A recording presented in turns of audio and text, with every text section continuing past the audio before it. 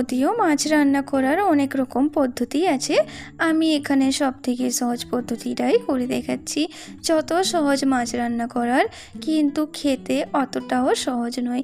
এতটাই স্বাদ এই মাছ রান্না করলে বোঝা যায়।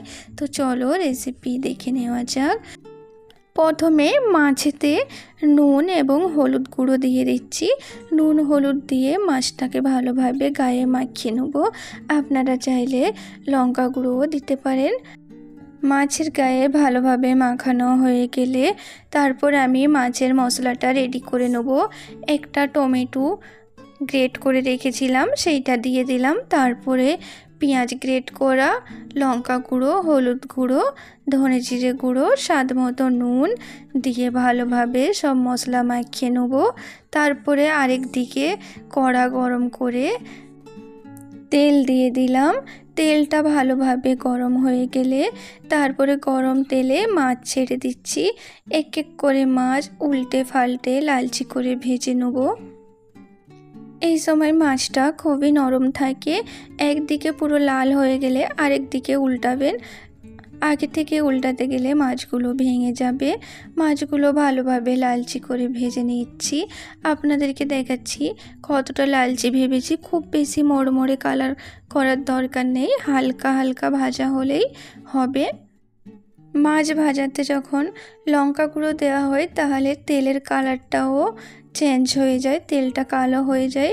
তাই জন্য আমি সব সময় ভাজাতে লঙ্কা গুঁড়ো স্কিপ করে দিই। তারপরে সেই একই তেলেতে পেঁয়াজ দিয়ে দিলাম। পেঁয়াজটায় মাছেতে একটু বেশি করে দিবেন। 500 গ্রাম মাছেতে আমি টোটাল 250 গ্রাম পেঁয়াজ দিয়েছি। পেঁয়াজটা একটু লালচে ভাজা হয়ে গেলে কিছুটা পেঁয়াজ তুলে রাখছি। তারপর বাদবাকি পেঁয়াজে যে মশলাটা তৈরি করে রেখেছিলাম, মশলাটা আমি এখানে দিয়ে দিচ্ছি। এই মশলাটা তেলেতে ভালোভাবে নাড়াচাড়া করে নেব। করে 2 মিনিটের জন্য একদম লো ফ্লেমে চাপা দিয়ে রেখে দেবো। পেঁয়াজ আর টমেটোটা আমি গ্রেট করে নিয়েছি, মিক্সিতে বাটিনি। গ্রেট করে নিলে আমাকে লাগে যে আর একটু স্বাদটা বাড়ে। মিক্সির স্বাদ থেকে হাতে যদি বাটা হয় সেই স্বাদটা যেন আরও দ্বিগুণ হয়।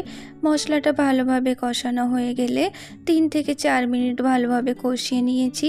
মশলা থেকে তেল ছেড়ে দিলে তারপর আমি পানি দিয়ে ঢাকা দিয়ে রেখে দিলাম। ঝোলটা যখন ফুটে উঠবে এই সময় মাছটা দিয়ে দেবো। মাছের পিস এক এক করে দিয়ে দিচ্ছি। দেওয়ার পরে একটুখানি করে ঝোল ছোট চামচ করে তার উপরে দিয়ে দিচ্ছি, যাতে ভালোভাবে মাছের ভেতরে সবগুলোই ঝোল যায়। তারপরে আমি চাপা দিয়ে রেখে দিলাম 5 মিনিটের মতো। 5 মিনিট পরে মাছ রান্না রেডি। তারপর পেঁয়াজ যে ভাজাটা কিছুটা তুলে রেখেছিলাম এর উপর থেকে আবার দিয়ে দিলাম পেঁয়াজ ভাজা।